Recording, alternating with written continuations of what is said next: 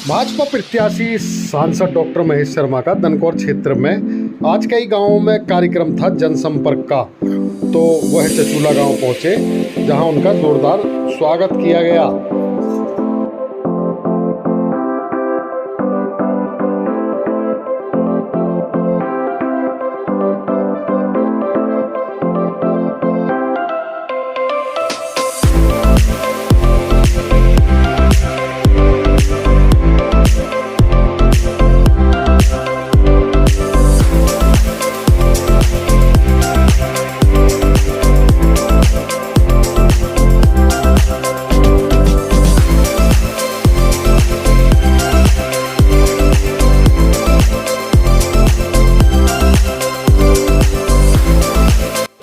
नुक्कड़ मीटिंग के इस चुनावी सभा के मुख्य अतिथि हमारे लोकप्रिय सांसद एवं वर्तमान में भाजपा प्रत्याशी आदरणीय डॉक्टर महेश शर्मा जी। भारत सरकार में मंत्री रहते हुए हम सबका इस क्षेत्र का गौरव बढ़ाया, सम्मान बढ़ाया।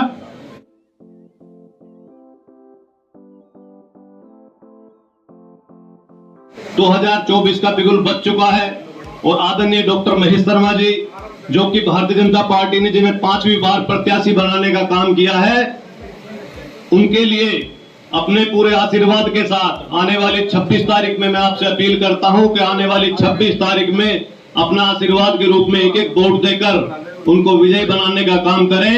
और ऐसे नेता के रूप में हमें आदरणीय प्रधानमंत्री जी मिले हैं कि जिन्होंने 2014 के बाद में देश की तस्वीर और तकदीर को बदला है, और ऐसे मुख्यमंत्री मिले हैं 2017 के बाद जिन्होंने हमारे इस प्रदेश की कानून व्यवस्था को संभाला है। ऐसे डबल इंजन की सरकार हमारे देश और प्रदेश में निरंतर काम कर रही है।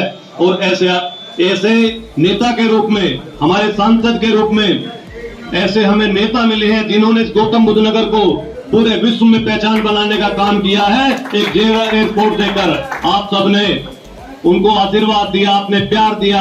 आपके आशीर्वाद से वो 5 बार प्रत्याशी बनाए गए, क्योंकि जब कोई भारतीय जनता पार्टी की जो प्रत्याशी बनाती है उसका पूरे सर्वे कराती है, वो देखती है कि उस जनप्रतिनिधि का कितना प्यार और सम्मान है। आप सबके आशीर्वाद से, आपके प्यार से उन्हें 5वीं बार प्रत्याशी बनाकर आपके बीच में भेजा गया। हमारा एक लक्ष्य है कि इस बार आदरणीय डॉक्टर महेश शर्मा जी को कम से कम 10 लाख वोटों से जिताकर भेजेंगे। लेकिन ये लक्ष्य जब पूरा होगा कि जब हम एक एक वोट देने का काम करेंगे, हमें जिम्मेदारी लेनी पड़ेगी, स्वयं की जिम्मेदारी। अगर मेरा घर है, मैं जो अपने घर के 2 बराबर के घर की जिम्मेदारी लेनी पड़ेगी कि मुझे अपने साथ साथ अपने 2 परिवारों को साथ लेकर जाना है, अपने साथ साथ अपने गांव के आसपास के 2 गांव को साथ लेकर चलना है। आसपास फैलकर अपनी जिम्मेदारी समझकर हमें सबको आदरणीय डॉक्टर महेश शर्मा जी खुद को डॉक्टर महेश शर्मा बनकर चुनाव लड़ना होगा। तो जब ये लक्ष्य पूरा होगा, कम से कम 10 लाख पार का जो हमारा नारा है कि इस बार 400 पार, तो जब ये लक्ष्य पूरा होगा। आदरणीय डॉक्टर महेश शर्मा जी ने सबको जोड़ने का काम किया है, हर कार्यकर्ता को साथ रखने का काम किया है, कभी किसी के साथ भेदभाव नहीं किया। उन्होंने इस जिले को हमेशा हर समाज को जोड़ने का काम किया है।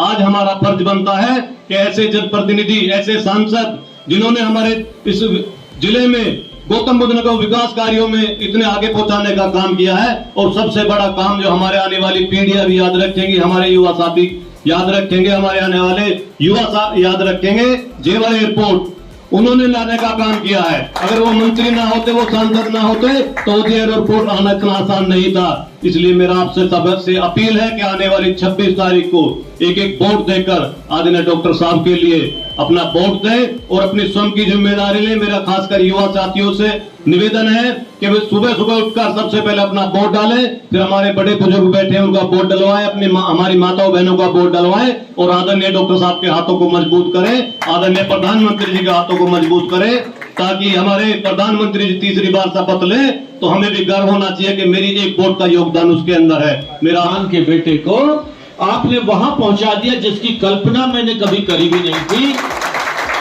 ये आपका प्यार, आपके प्यार की वजह से ही पार्टी ने मुझे बार बार टिकट दिया और नरेंद्र मोदी जैसे यशस्वी प्रधानमंत्री के नीचे काम करने का मौका आपकी दी हुई भेंट थी मुझे। मैं आपके सबके चरणों में नमन करता हूं और इस क्षेत्र का कर्ज मुझसे उतर नहीं पाएगा इस जन्म में।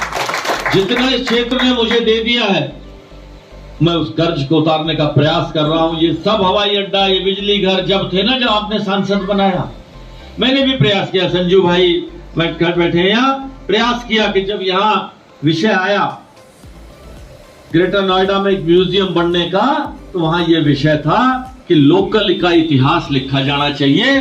तो मैंने, वो अधिकारी पूछने लगा, तो मैंने कहा भाई यहाँ की गुर्जर बिरादरी है, उसका इतिहास लिख दो। बोले भाई गुर्जर का लिखेंगे तो कल को जाट कहेंगे, कल को जाटव कहेंगे, कल को ब्राह्मण कहेंगे। हमने कहा भाई इस क्षेत्र की पहचान तो गुर्जर बिरादरी से ही होती है। आज 1000 साल का, 1008 साल का गुर्जर बिरादरी का इतिहास आज वहां लिखा हुआ है। हमारी आने वाली पीढ़ियां देख पाएंगी उसका इतिहास।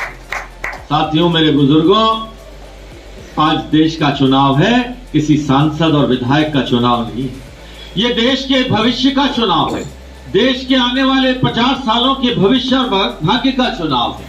और वो चुनाव लिखने की, जैसे कभी कभी कोई कहते हैं ना, कुछ लाख निमित्त होते हैं काम करने के लिए।